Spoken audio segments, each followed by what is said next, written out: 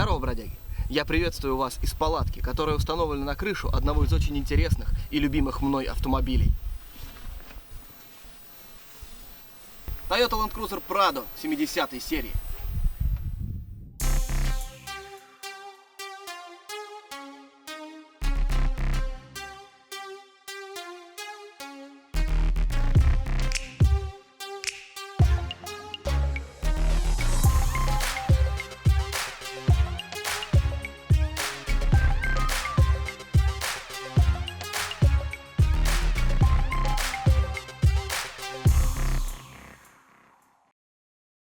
До начала 80-х годов Toyota производила внедорожники исключительно серьезные, с большими редукторами 9,5 дюймов, то есть это были 40-ки, это были тяжелые 70-ки. А с начала 80-х годов пошли модели с облегченными агрегатами. Это вот эта модель с 85-го года, это Hilux с 81-го. С него как раз пошли мосты с редукторами 8 дюймов, облегченные версии двигателей, облегченные коробки. Ну, то есть, если 70-ки это heavy duty, то это так называемый light.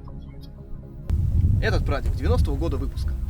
Под капотом у него 2 LTE, который, естественно, не едет.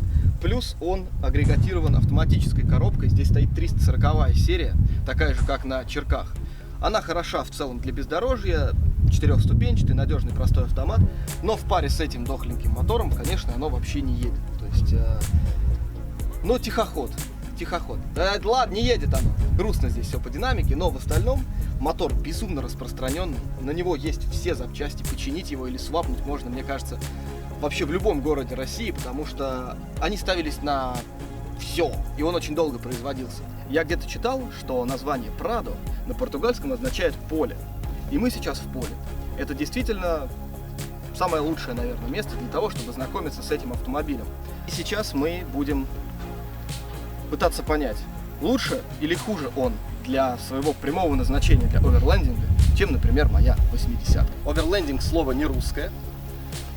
И здесь такой нерусский аппарат на крыше стоит. Конечно, они есть, их можно встретить на дорогах, автомобили с этими палатками на крыше.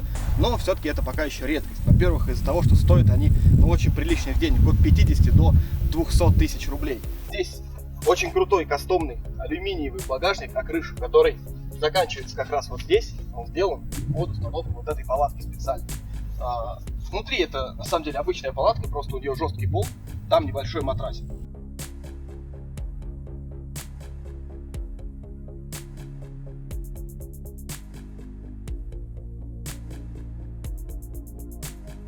Решение очень крутое, мне оно нравится. Раньше я прям болел этими палатками и очень хотел себе купить. Но потом, когда появилась 80-ка, и мы сделали спальню внутри машины, я понял, что, наверное, лучше крышу оставить под какие-то вещи там. Естественно, оба подхода имеют право на жизнь, тут кому что больше нравится. Я пока что являюсь приверженцем спальника внутри машины. Ну а что будет дальше, посмотрим. Внутри этот прадик очень похож на своего прародителя, тяжелую серию 70-х. Все торпеда, воздуховоды, комбинация панели приборов, кнопки. Все это очень похоже на то, как оно реализовано в тяжелой серии. Это настолько удобно, приятно на ощупь, как-то все очень цельно. Если приборка 80-ки до рестайловой это растянутая и коряво увеличенная, по сути, торпеда и приборка от Сурфа, то вот здесь все аутентично. Второй поджерик и по кузову, и по приборке, по интерьеру, и вот прадик 70-й. Для меня это просто эталоны эргономики и удобства. Я сижу, да, машина уже, чем 80-ка. Здесь нет такого большого свободного пространства, но при этом все под рукой, ты до всего дотягиваешься, у тебя все удобно. Еще здесь, кстати, есть клевый люк, что добавляет, ну, такой ламповости, я не знаю. Это очень приятно в сочетании вот с этим вот сереньким велюром, темно-серым и серым пластиком салона, и вот этим ощущением машины из 80-х годов. Это то, чего нет в 80-х. Там уже биодизайн и круглые линии во все поля. А здесь все квадрат. О, как же мне это нравится. Если с передним рядом по комфорту все хорошо, то задний ряд здесь является типичным задним рядом Toyota Land Cruiser. Любой. Он нужен для того, чтобы накидать на него кучу вещей, ну, либо чтобы посадить туда кого-то, кто будет страдать.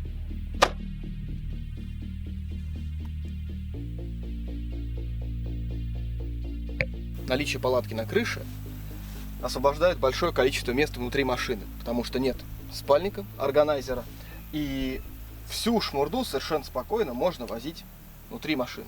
Здесь полноценный задний ряд, то есть, ну, как полноценный в смысле, что он есть, и здесь полноценный багажник. Вот, то есть, в отличие от моей машины, да, где вот так вот все загружено этим самим, собственно, спальником, а внутри некоторые ограничения накладывают его каркас, здесь багажник абсолютно пустой и свободный. И кучу шмурды, ну, к организации здесь вопрос отдельный, это уже личное дело каждого, там, ящики или органайзер с выдвижными какими-то полками. Здесь вот так, то есть большой ящик и шмурда, шмурда, шмурда. При этом смотрите, какая ситуация. За счет того, что... Рама, хватит атаковать мои шорты. За счет того, что багажник весь почти занят палаткой, хайджек ездит внутри салона. Вот это, я считаю, ну, такое себе. Если, например, надо набрать каких-то там типа дров или еще чего-то, это все спокойно идет наверх. А вот большие штуки, типа хайджек, ну, надо либо какое-то крепление другое придумывать, либо вот так. Короче, ну, спорно. У всего есть плюсы, у всего есть минусы. Опять же, чем интересна вообще вот эта тема подготовки автомобиля под поездки, под дальние, да? Каждый делает так, как ему удобнее. Большинство приходит к чему-то, к какому-то подобию кемпера, да, то есть это позволяет больше, лучше организовать пространство, нежели вот что-то такое, ну, как здесь или как у меня. Но, тем не менее, на этапе между стоковой машиной и кемпером есть большая-большая дистанция, которую каждый проходит по-своему. И многие до кемпера так и не доходят, потому что, ну, я вот, например, не фанат. Кузов, да, уже, чем у 80-ки, причем значительно уже. Но по длине, в принципе, он не сильно-то и уступает. То есть, если вы хотите сделать спальник внутри салона, то вам ничто не помешает. Ну, единственное, что, возможно, там придется не как у меня просто чуть-чуть спинку сиденья наклонять, а его вперед сдвигать. Но это невелика потеря, да, не страшно совершенно.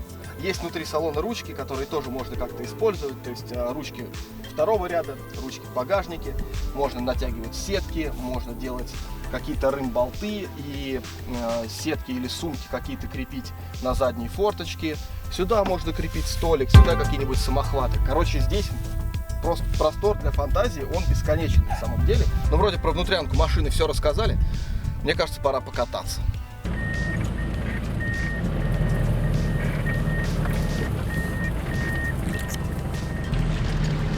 Ну что, прокатимся.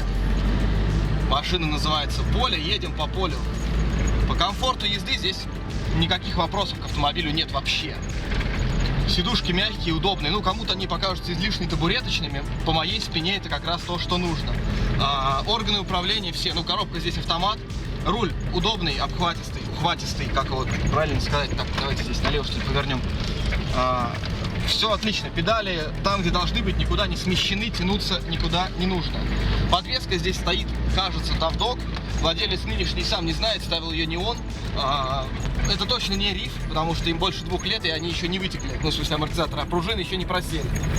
Энергоемкая, уверенная, именно достаточно жесткая на трассе и вполне энергоемкая и мягкая на неровностях. По сравнению с тяжелыми сериями, здесь есть некоторые упрощения в технической части. То есть, например, задний мост, здесь 3 линк, а не 5 линк, как на 80-ках.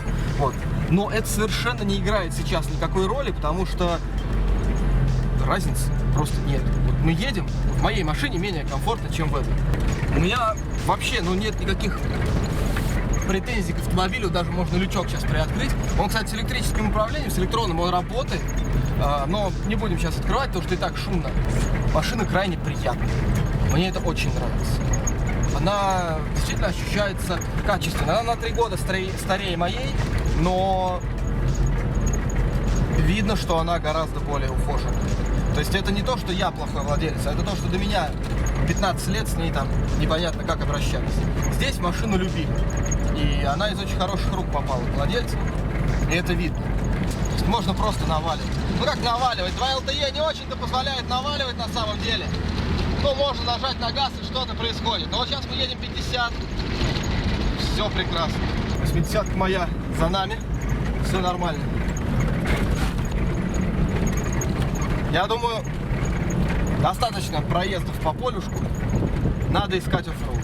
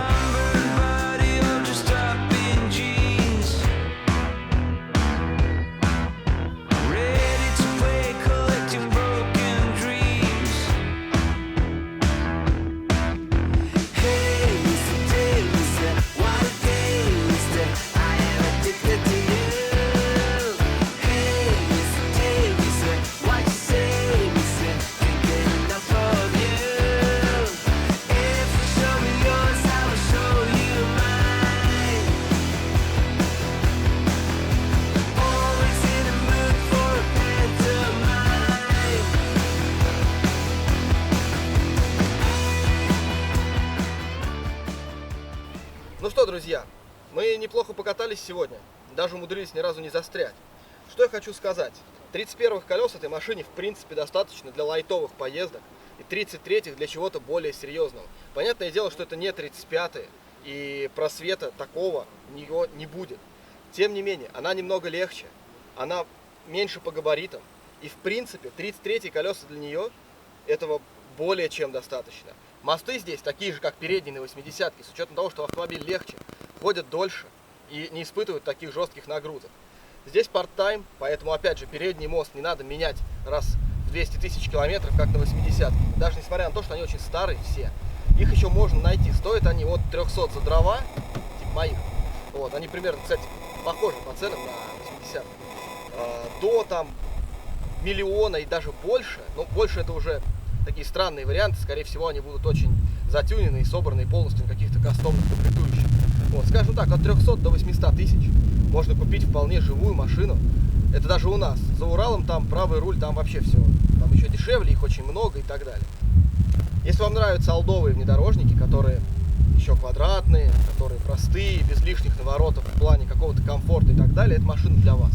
Она действительно стоит своих денег, и я не могу сказать, что она сегодня как-то показала какую-то феерию, потому что мы не загоняли себя в условия, где одна из машин могла бы спасовать.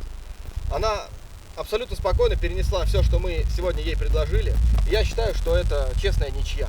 Спасибо, друзья, за то, что смотрели это видео. Подписывайтесь на канал, ставьте лайки, рассказывайте друзьям. Ну а пока, мы поехали отдыхать. Сегодня еще только вечер субботы. У нас целый вечер впереди. Ночь и завтрашний день.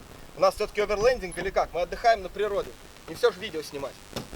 Что, поехали, ребят? Да! Сейчас за кадром должен был быть такой, что открываешься с пивом. За руль, да?